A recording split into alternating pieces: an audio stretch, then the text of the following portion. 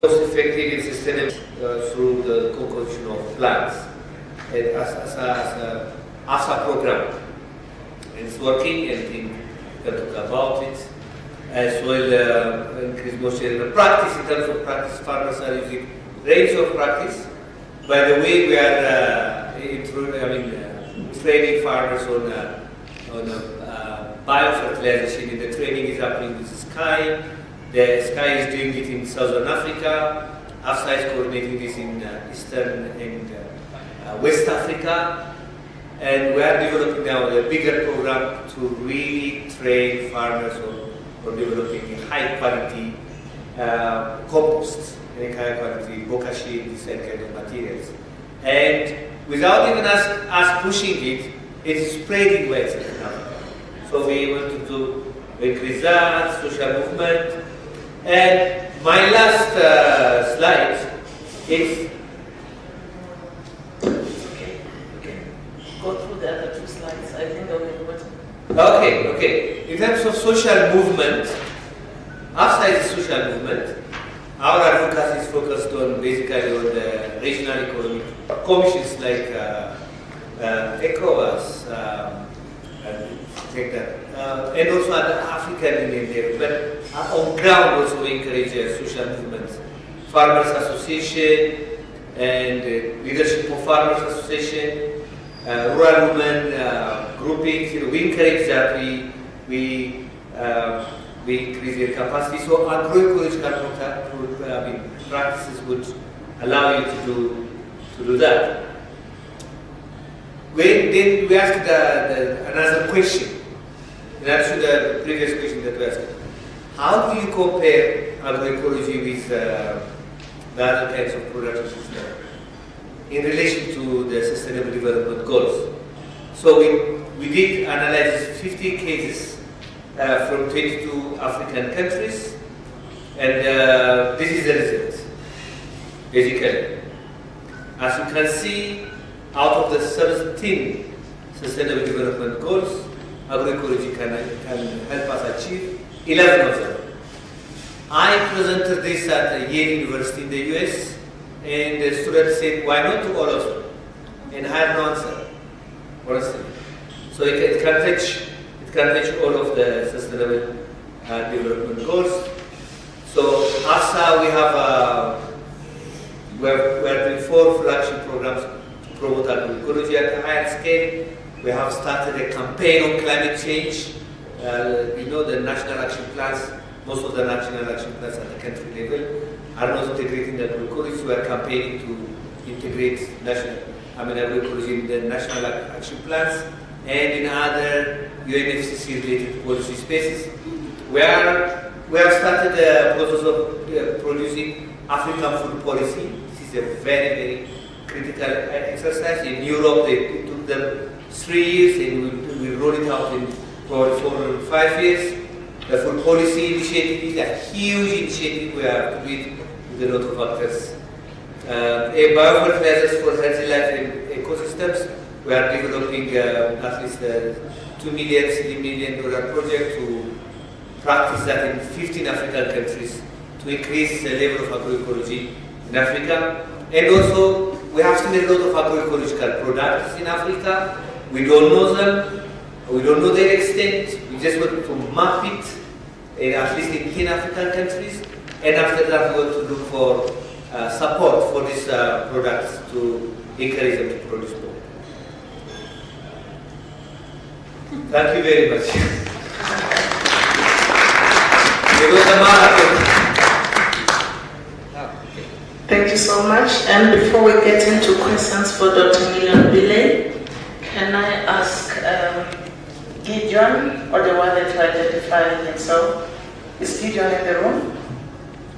So this means more time for the next 2 presenters and for the discussion following Dr. Bile's excellent presentation. So questions, comments? We'll give maximum 2 minutes before we get to the next presentation if we were to go back to plenary 6:15. Yes. 1, 2. I had Thank you for that presentation. We got a lot of details about those plans and progress. And I'll have a comment as well as a question. My comment is that picture we are seeing is the actual picture of food security, and especially this one is stemming from forest trees, because it has been identified in pollutant guidelines on responsible taking of land, forest and fisheries, that trees and forests are an important generation of food security in the context of the national food security and the nutrition also. So, we should find a way to encourage in Africa, because if we look around, like in Kenya, when I was young, in our city, Nairobi was full of all types of trees, fruits produced from around the city. Today, we have converted our most arable land into concrete jungles. It's a very sad situation we have, because Kenya, we almost have no land use policy. So, I would like to ask Mr. Millionaire, yes, let me call you that way. How can we come up with advocacy, a project of land use? I was in Ethiopia, and I found what we have been talking here of rehabilitation in the Central Rift Valley. They have a project where they are rehabilitating the land. It is only in Tanzania where we really have a land use policy. Yes. Because we're running out of time. Yeah, as I finish, last month we were in Italy and we went to the villages. And I'm telling you, the Europeans, although their countries are small, but they have more space to produce food than us. So, what can we do? How can you guide us in African context so that we take care of our land? Thank you.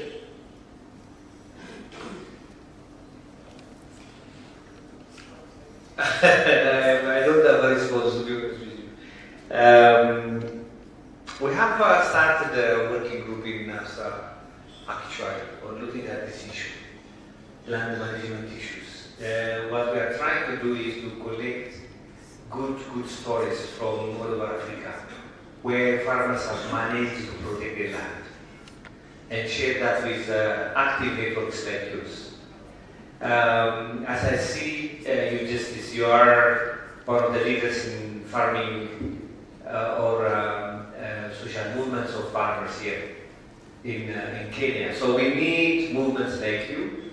So our role as ASA would be to really scout for good practices all over Africa and letting you have that information.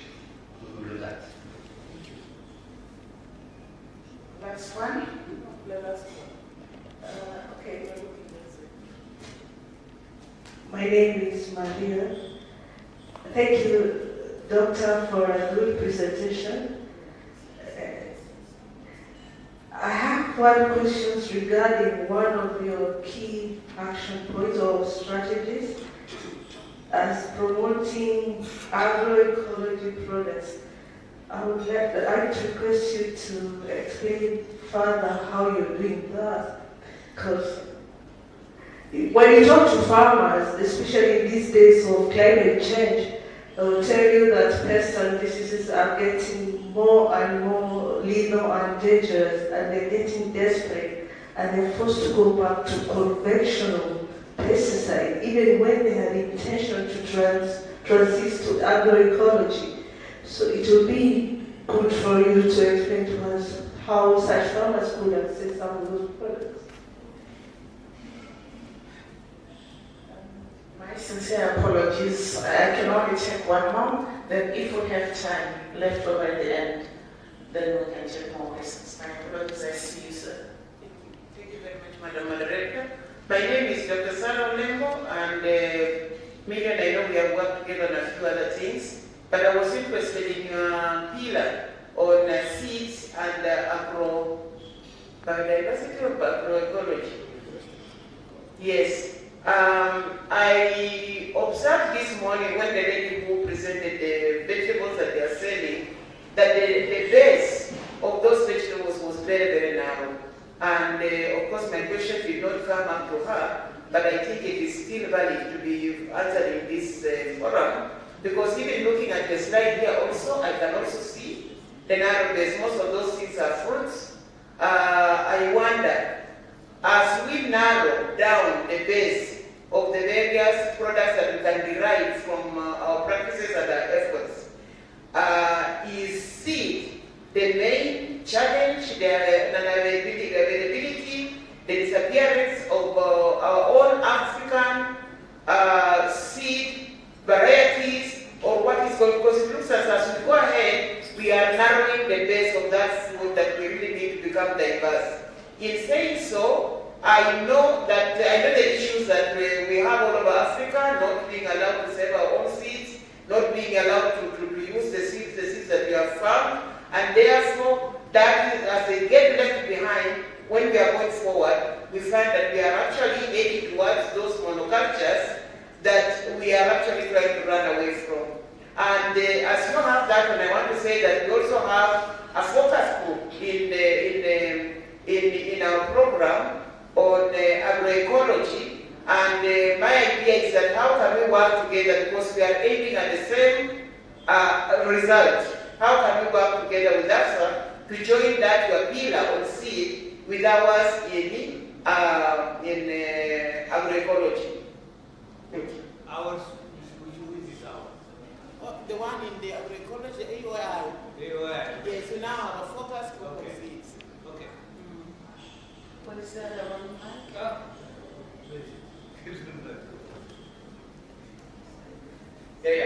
Very brief. Agroecology products, I think what you say is what I showed in photo. Once you have traveled so far, it's very difficult to come back. And yes, you are right, it's very difficult to get out of pesticides and seeds and whatever. But what we are trying to do is there are lots of initiatives. We do really positive stories. A lot of initiatives on ground that we have no idea about. We need to map these cases where farmers are actually producing quality products. Sylvia, today, she presented a fantastic story. So we need to understand them and collect those stories and produce a meta-narrative, meta-story. You see that this works. That's what AFSA can do. Nowadays also, yes, this is a sad story. Even in my own country, Ethiopia, is one of the centers of diversity. In where she comes from, North Ethiopia, we have over 100 varieties of wheat. Over 100. And over 60 varieties of sorghum. So it's eroding, and I believe we have to work together on that. Then we have a special program which is called Farmers Managed Seed System, and we need to work together. So. I feel great about cutting this interesting dialogue, but we have to proceed with the program. Now we call upon Dr. Silk Beaumont, who will talk about ban pesticide use in Kenya and urge the need to move towards sustainable agriculture. You know I'm passionate about highly hazardous pesticides and all the work that FAO is doing. And I'm particularly interested because soon FAO will be launching a project with Kenya to phase out highly hazardous pesticides. So the floor is over to you.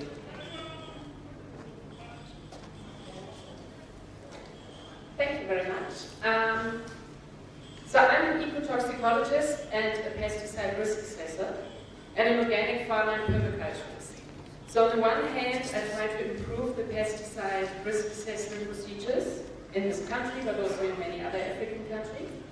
And then I also try to reduce the pesticide use. So today, I'm talking about pesticide risk assessment a little bit, and about pesticides used in Kenya, but banned in Europe. I know we heard already a lot about the pesticides, so I think I can skip all the introductory slides, which then saves us some time really for discussion.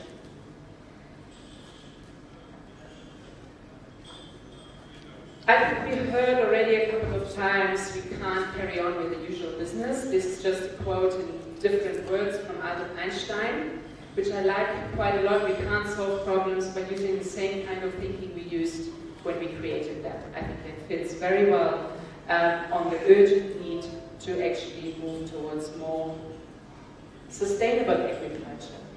But, in my opinion, we can't talk about sustainable agriculture anymore. That time is over. The time of sustainability is over. What does it mean, sustainability? We're sustaining whatever we have. But right now, all of our rivers are polluted with pesticides, all our soils, our food. Actually, there's a study from the University of Nairobi. They found 14 different pesticides on tomatoes. 4 of them are actually banned in Europe. So we don't want to sustain that. We want to regenerate it. We want to improve first, and then we can maybe talk about sustainability again. Nevertheless, if we look at the landscape of pesticide use in Kenya, and also at the promotion of more regenerative agricultural practices, it's actually quite a sad picture. There are 718 different products registered in Kenya. Of these 718 different products, 170 companies are actually involved in the registration. So that's quite a bit. Most of them from China, a couple from Japan, from Israel, but then also Bayer and Syngenta and a little bit of BASF. They play quite an important role in the sale and the registration of the pesticides. So we've got 718 products, but only 220 active ingredients. Why? Because one active ingredient can actually be in a couple of products sold by different companies. So for example, the neonicotinoid imidacloprid, which is very toxic to bees and is actually very much restricted in Europe, still heavily used here. It's in 17 different products sold by 10 different companies in this country. Now, before we talk about the banned pesticides, we need to understand a little bit of the risk assessment procedure. I don't want to go too much in detail because it's very complicated, but there are thousands of tests need to be done if the industry wants to register a pesticide in Europe, and now I'm talking about Europe. Ecotoxicological tests from earthworms to bees to birds, whatever.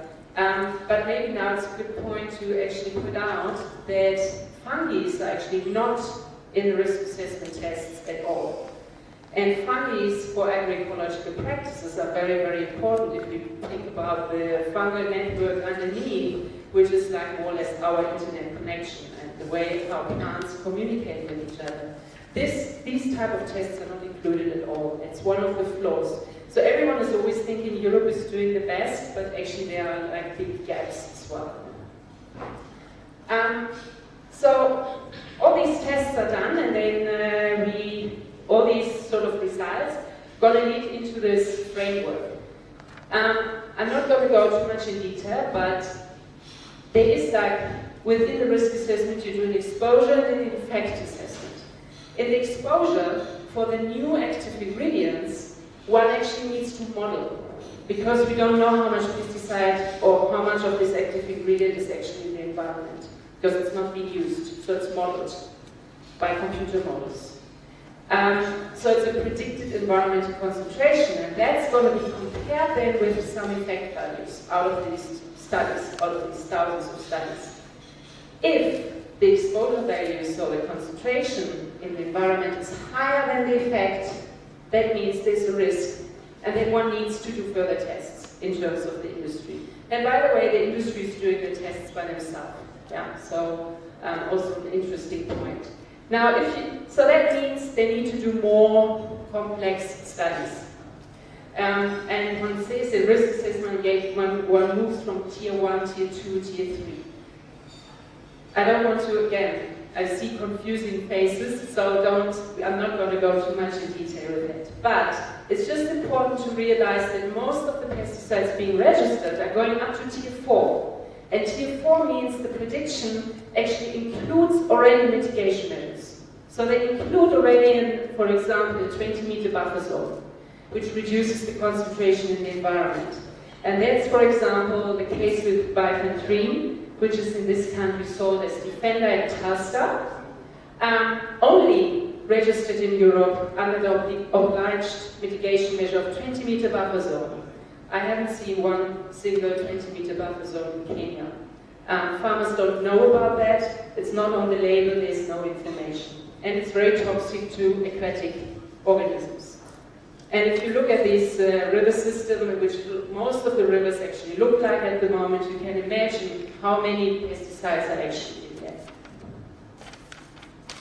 Another one which also went up to the highest tier is imidacloprid. I talked already about it, very toxic to bees.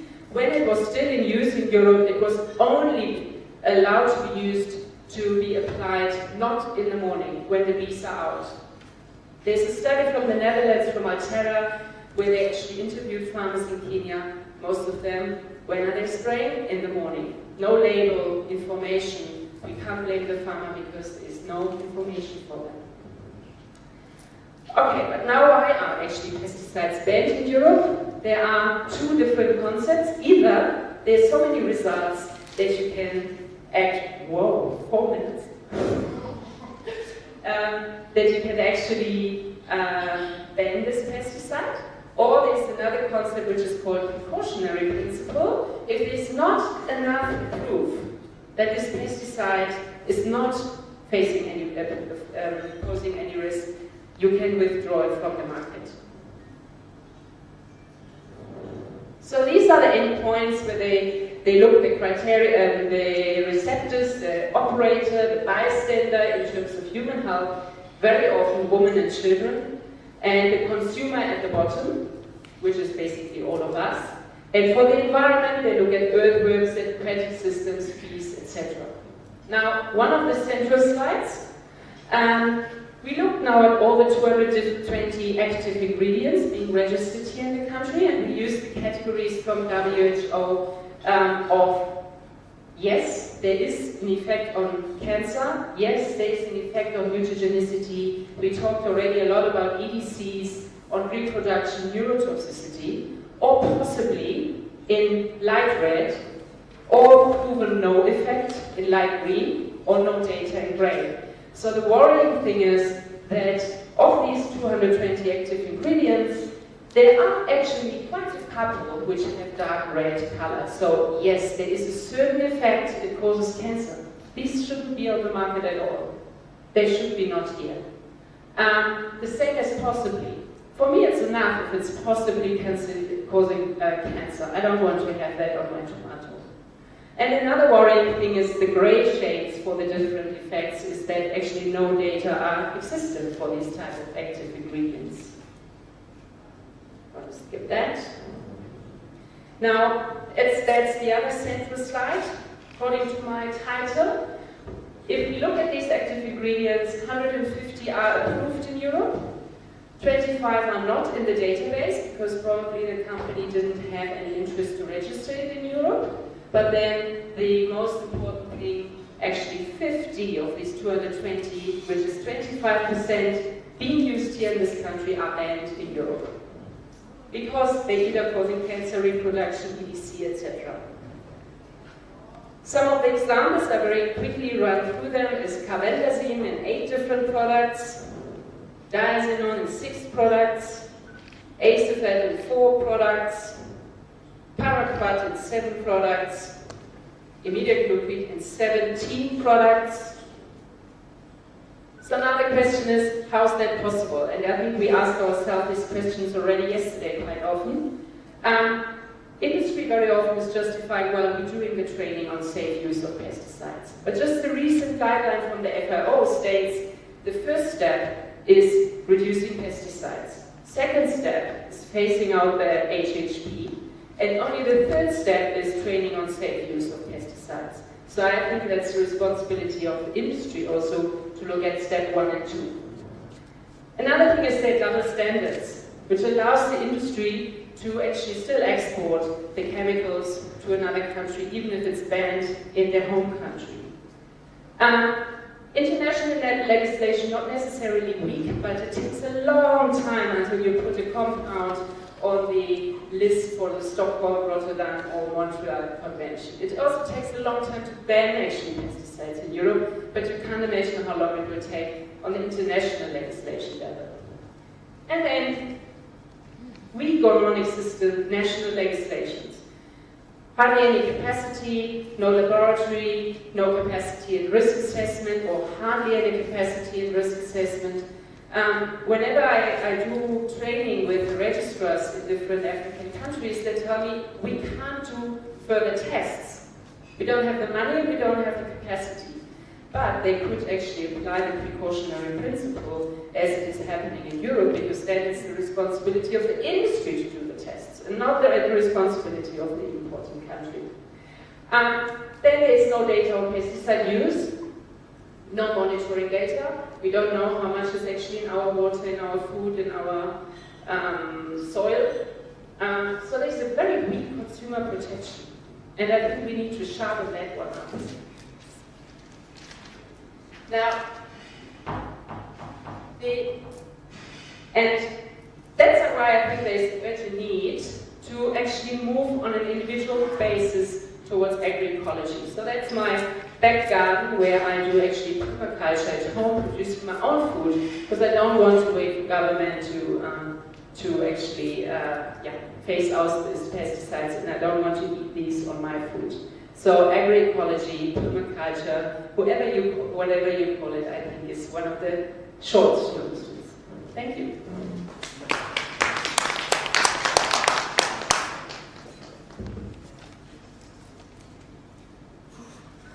My apologies. Thank you so much, Sil, for that fantastic presentation. How many people have questions, comments? Can I ask a favor? Can you note your question on a piece of paper? Then we'll have a joint discussion after the next presentation, because I know for certain we might prejudice the last speaker. So can I ask you, sir, to come? He's not using a PowerPoint presentation. He has talking points. And Professor Bazimaja will be talking about the compromised pesticide use, food security, or environmental pollution. I know your programs indicate Professor Ratemo Michek was going to give this presentation. It's the same content, a joint collaboration between the two professors. All right. I'm not. Is it working? I can use the mic. The mic. Okay. Let me use the mic. I'm just gonna. Yeah. I'm not Professor Micheka, but I'm a friend of Professor Micheka. He's a colleague.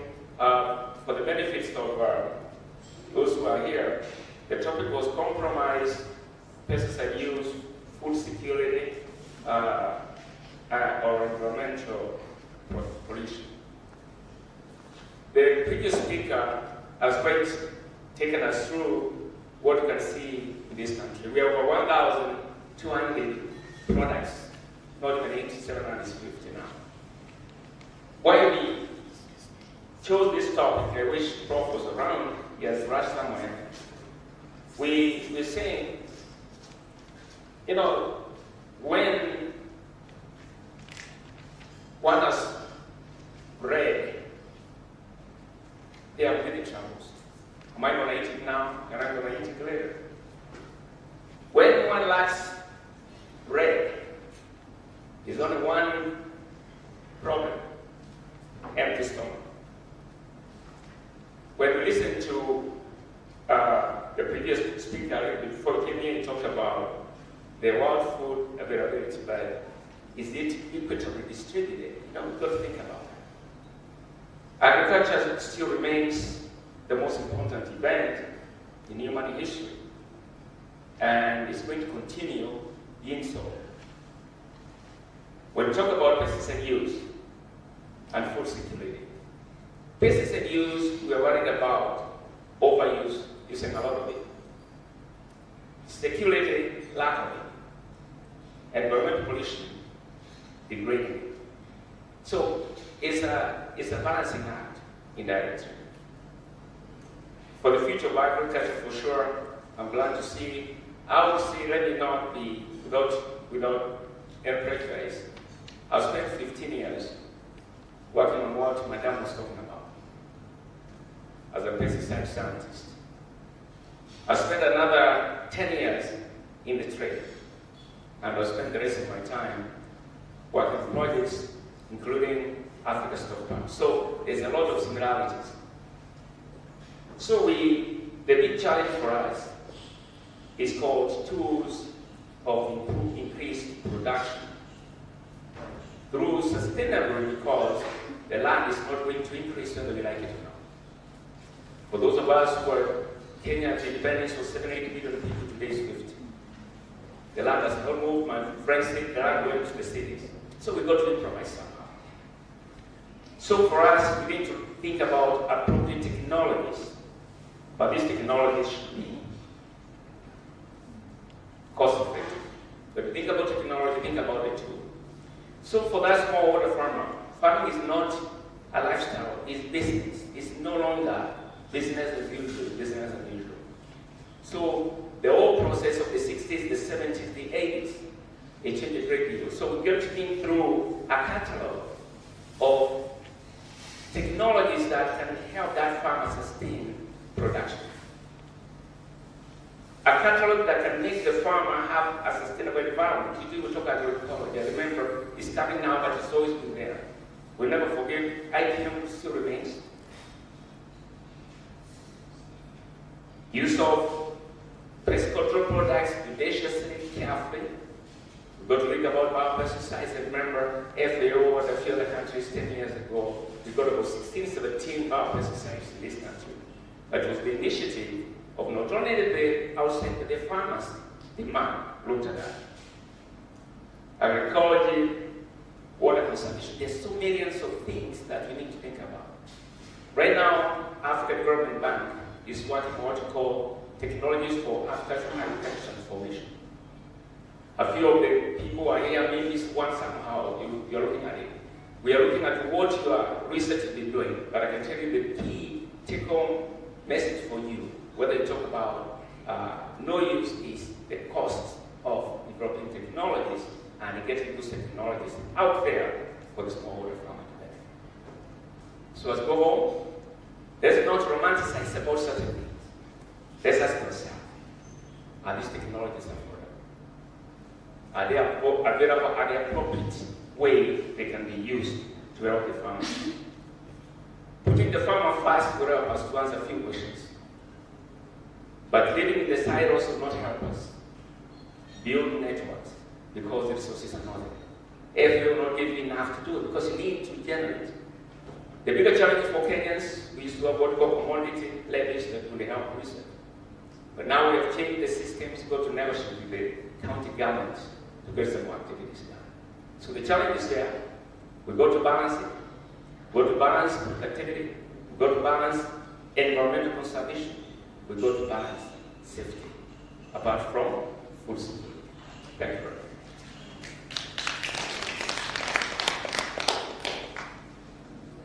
Thank you, Professor Maja. Now I open the session for questions and discussions for both Silk and Professor Maja.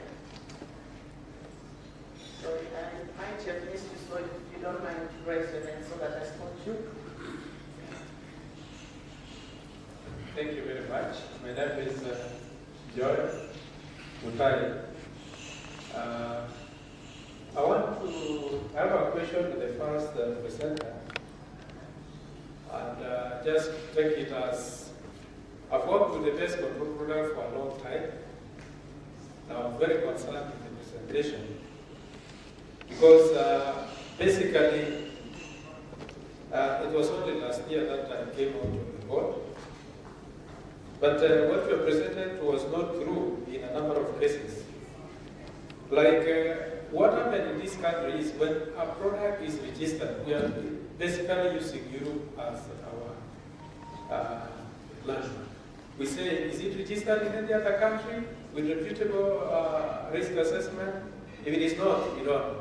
So number two, the red is a WHO system of classification. It is not a property of being carcinogenic. First of all, active molecule, the long-term studies are used to evaluate whether it's carcinogenic or not. But then, we actually don't use the WHO, which is actually the short-term studies. We usually use the acute oral and down, basically to classify whether it's red or blue or yellow.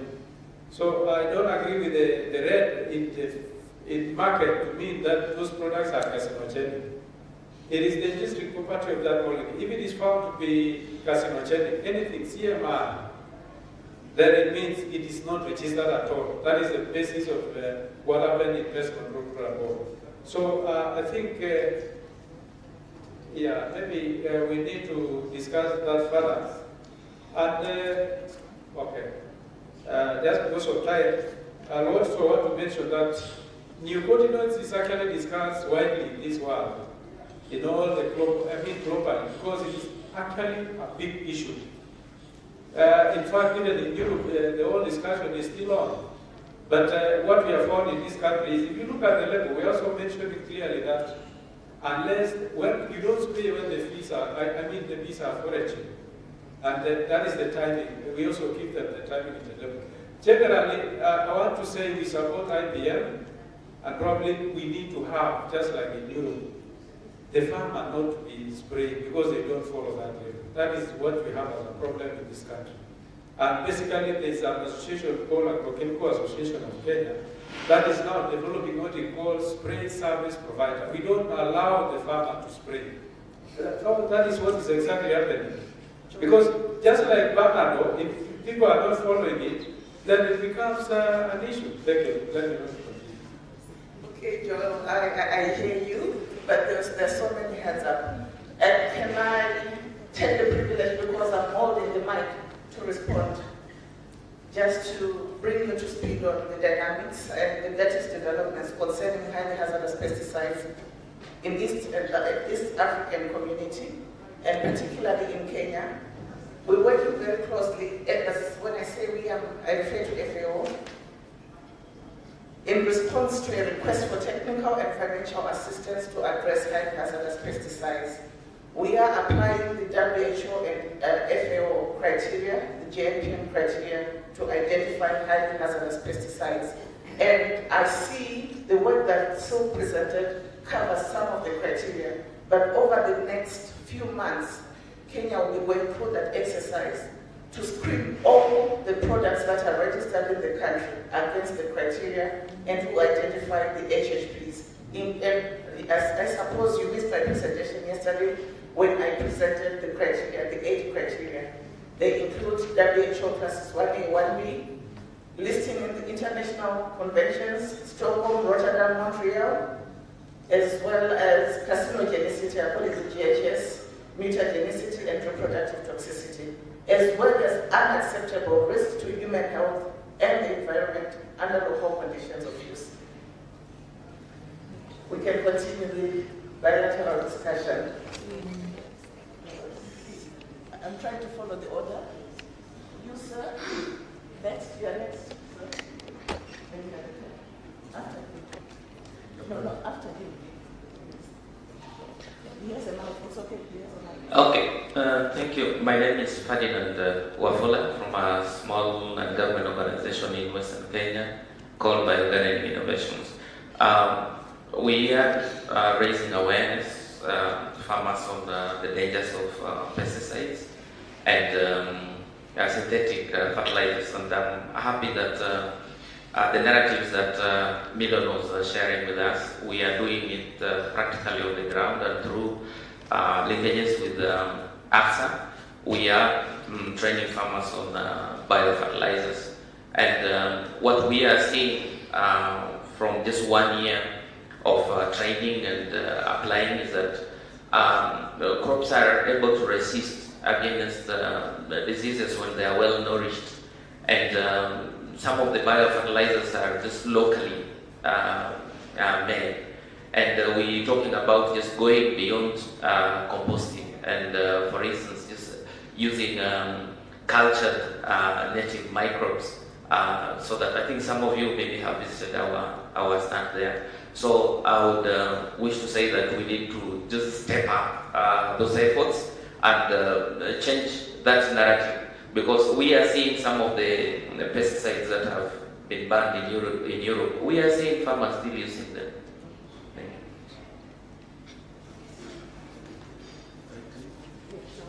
Thank you.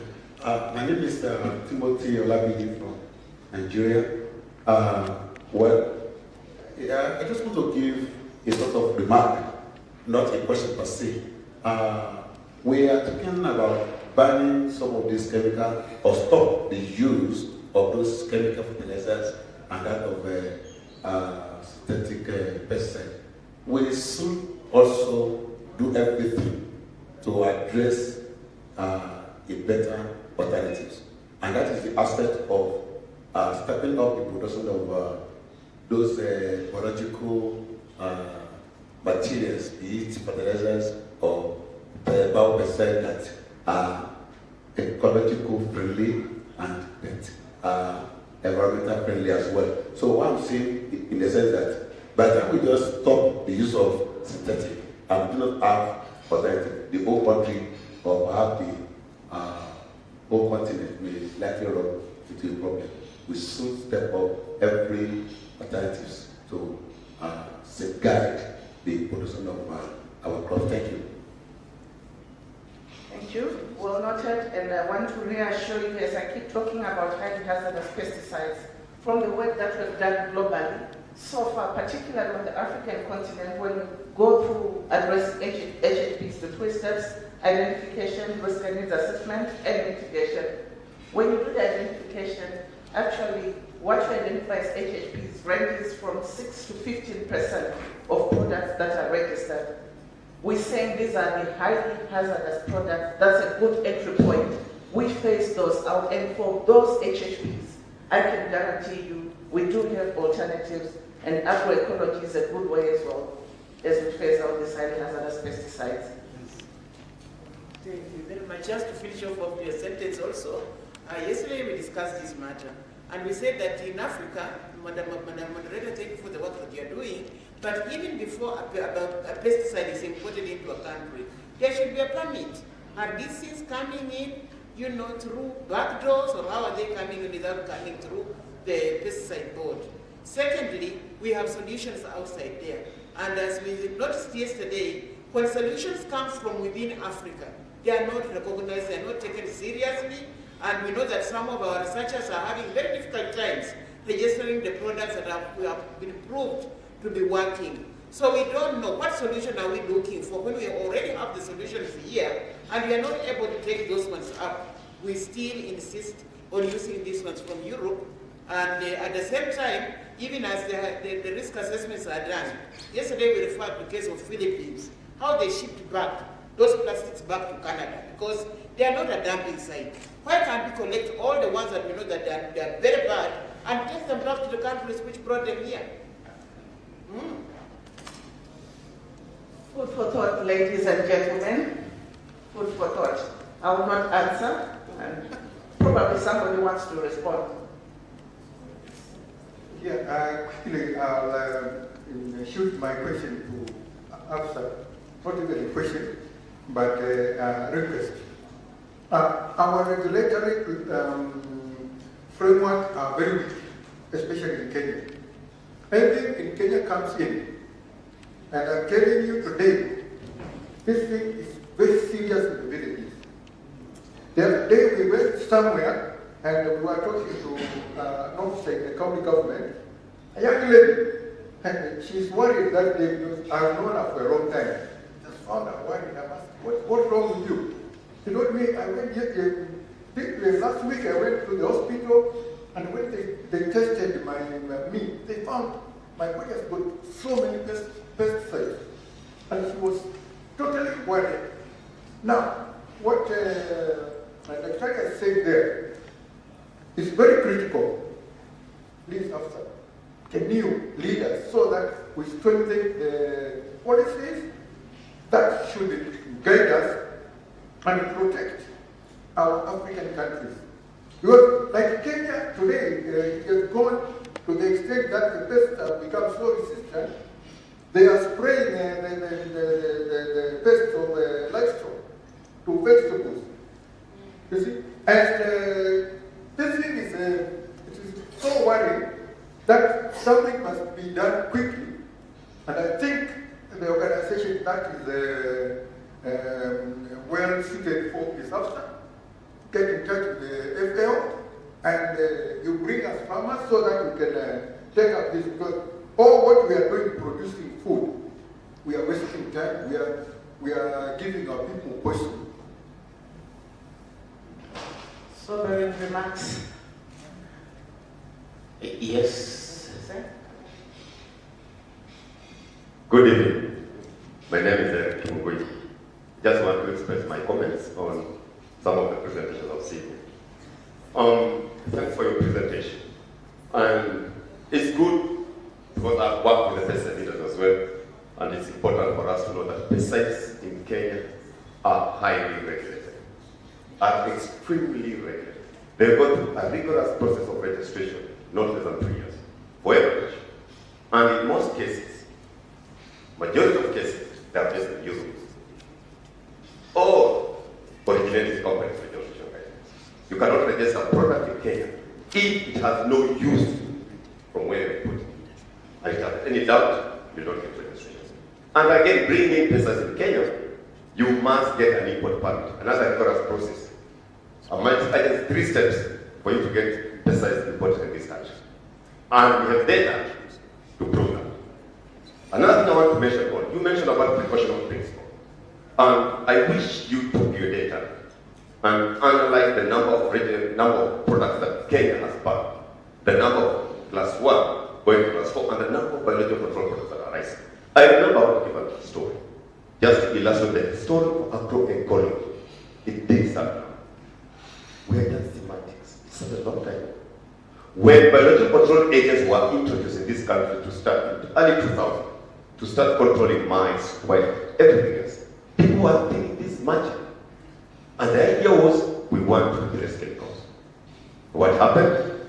Mark and Spencer supermarkets in the EU poured a lot of money to encourage farmers, but it never succeeded. Why? It's not useful. The idea is, how do we bring in, whether you want to call it integrated crop management, integrated farm management, agroecology, call it anyone, but how do you bring the two technologies to meet? We are conscious of the environment, we are conscious of everything else. The statistics we share, please let's find the statistics that we're sharing that clearly predict or give the right information for the farmers to do. The challenge we are having, another challenge we are having, we are talking about patience, is we are talking about agroecology. We are sitting in Safari Park. After Saturday, you will go. Next year, you will come back. Farmers. I've only seen one farmer who was identified there. One farmer. We have over 5 million farmers in Kenya. How are you going to reach them without agroecology? We need to move out of these walls and go and talk to the farmer. My own father is doing agroecology as a way I can define it. And I know most farmers are doing it. It's only the language you're using is different. Let's go talk to the farmer. They will use the pesticides sustainably. They will include other technologies and sustainable. The farming system will. Thank you.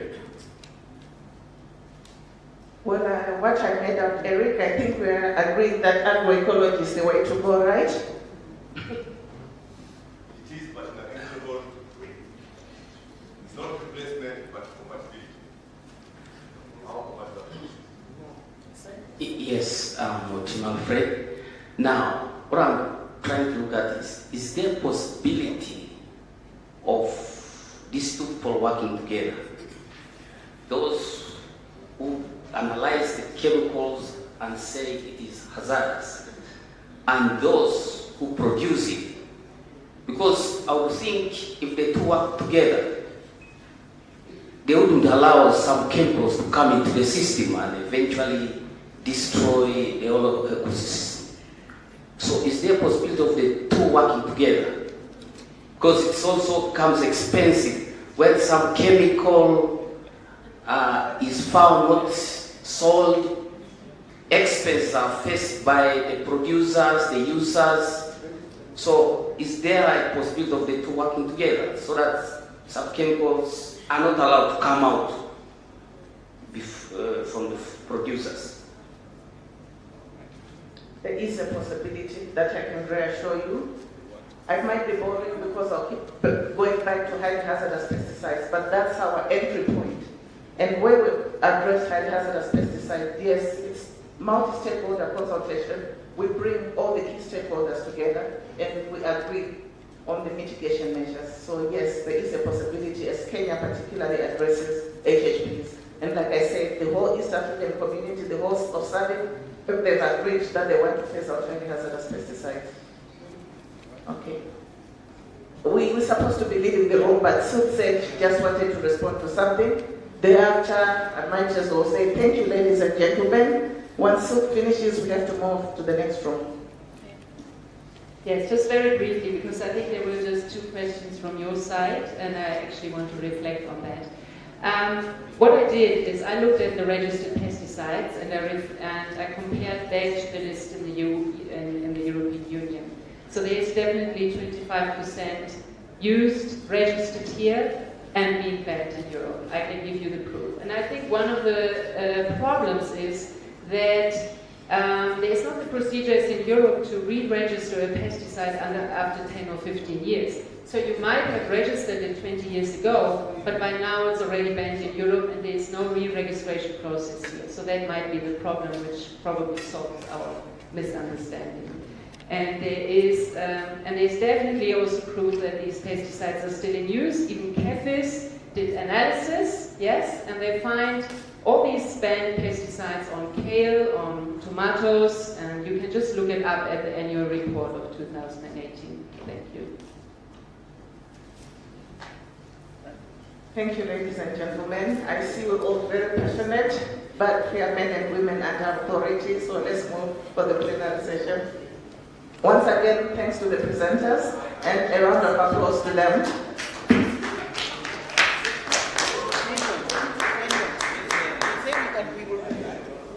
Yes, yes.